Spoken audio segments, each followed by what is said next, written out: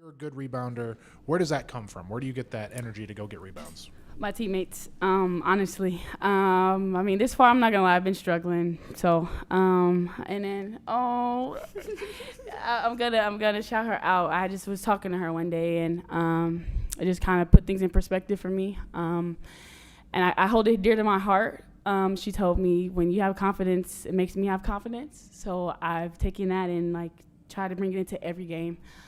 Because like that, to me, that's like, okay, well, I'm showing up for my teammates. If my teammates believe in me, then I need to. So, and even when I don't believe in me, my teammates do. So, honestly, I'll credit to my teammates right now. Like they're encouraging me throughout everything. Like, Mr. Shaw, you got it. I'm getting the next one. I'm looking for you.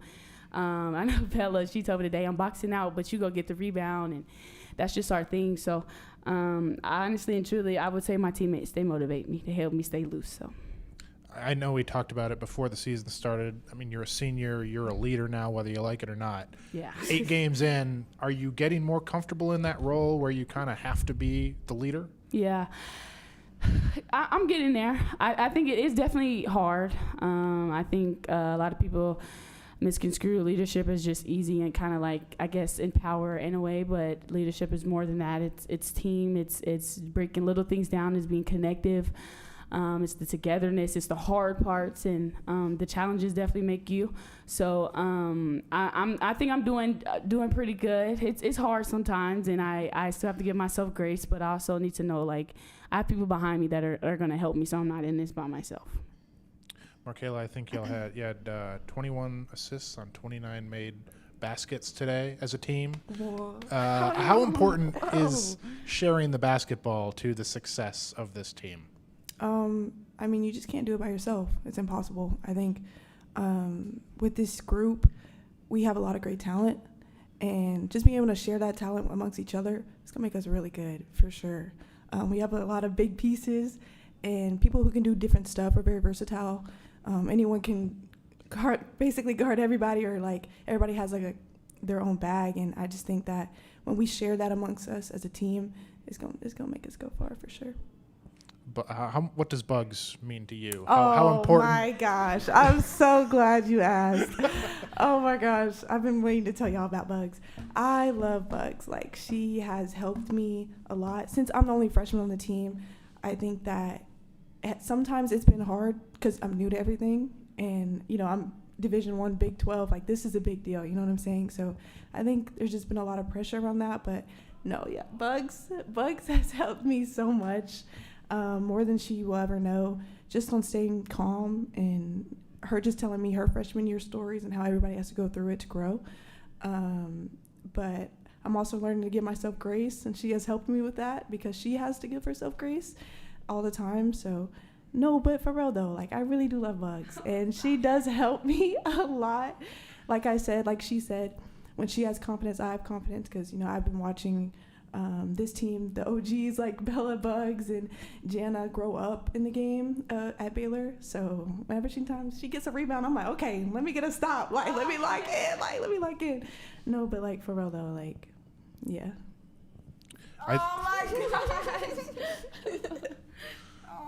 I know Coach Nikki has talked about kind of the internal monologue you have going on during a game. Tell me about your energy on the court. It seems like you're pumping yourself up, pumping your teams up. Where does that come from? I like to say I have probably like an alter ego, like a twin sister on the court. I feel like off the court, I'm very like bubbly and like, laugh, but like on the court, it's like, like, I don't know how to explain it. But no, I think this team for sure, like, if someone is like defending really hard or grabbing a hard rebound, it make me want to like, okay, I got to get this for them. I got to do it, get on the floor. Like, no, yeah, I think this team has a lot of energy and personality. So I think it just makes me like super hype. Yeah, y'all are undefeated here at home, of course. Game 2 of 5 in this long homestand. You guys really haven't had one. What does it mean? What do wins like this mean, especially here at home? It means a lot. I mean, I think for us, like, starting out our season in Paris, like, that was beautiful, amazing. But it's been a hard November for us. It's been like just not even just game wise, but also travel wise, and having to juggle that in school. So to have these wins and have these home games, it means a lot. Like you get to be in the comfortability of your own home. Like I just leave my own bed tonight for the next 5 games, and just our fans. Like it means a lot. Like you don't want to be anywhere else but home. The energy, just the hypeness of okay, I'm comfortable here, and I know I don't know, I guess just the comfortability here, but it just means a lot. Yeah, y'all, that's sweet. Yeah. Y'all shot 61% in that first quarter. You know, coming out, controlled the tempo pretty early on, kept the tempo whole game pretty much. What felt different? I know your break was short, but what felt different just with the energy and coming out here after kind of a little bit of break, going home, seeing family, all the things? Oh, it was a lot. I think, like you said, like having a little break, and then getting to come out today. Like we've been struggling a little bit just off that travel, but just like I said, being back home, we've had to, I guess, fight adversity, and whoa, that's close. We've had to fight adversity, and I think that's helped us this far, especially like playing.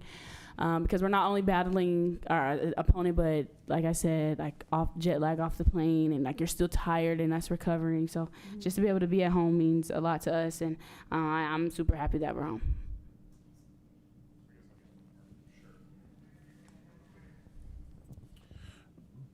Bugsy had 14 turnovers as a team today. I know that there were last couple games you've had 20 or more as a team. As you get into Big 12 play and with some bigger teams coming up, how do you as a team fix turnovers? We just have to do it. And I know that sounds like very cliche, but like we have to do that. We have to take pride in that because it is gonna creep up on us.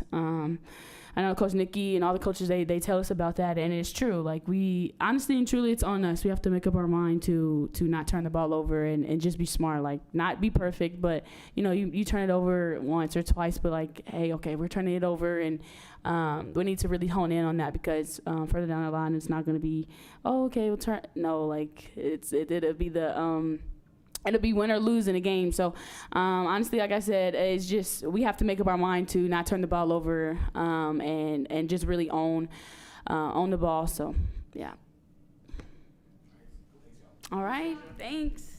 Yeah, they're good.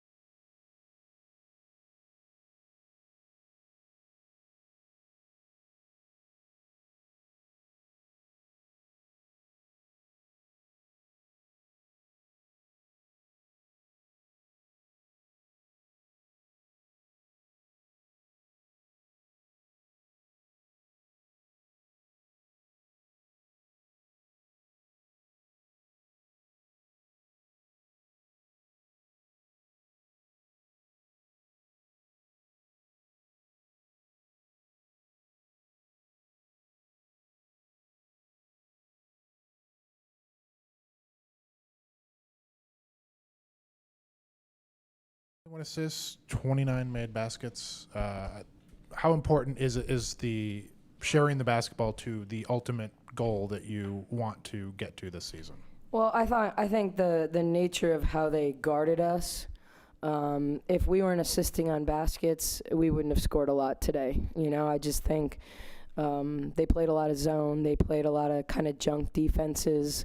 They played some box and one on Talia. And so by nature, I think the combination of playing in transition and then playing against zone, it's hard to score against zones if you don't pass the basketball. So I thought we figured some things out as the game went along. Whether we made or missed the shot, that's one thing. But I thought we got to a lot of really good shots, and a team that turns people over 24 times a game. I think that by them limiting possessions, that changed the nature of the game. They didn't play like they normally play, so it was going to be harder for them to turn us over as much.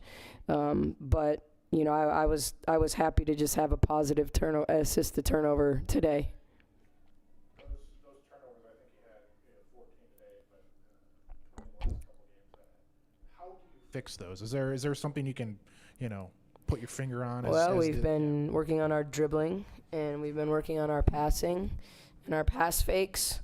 And sometimes it's just trusting the person to your right and left, and not trying to do too much. And I think that's when you trust your teammates. And I don't think it was ever there was this purposeful distrust. Okay, I think it's learning to play with people.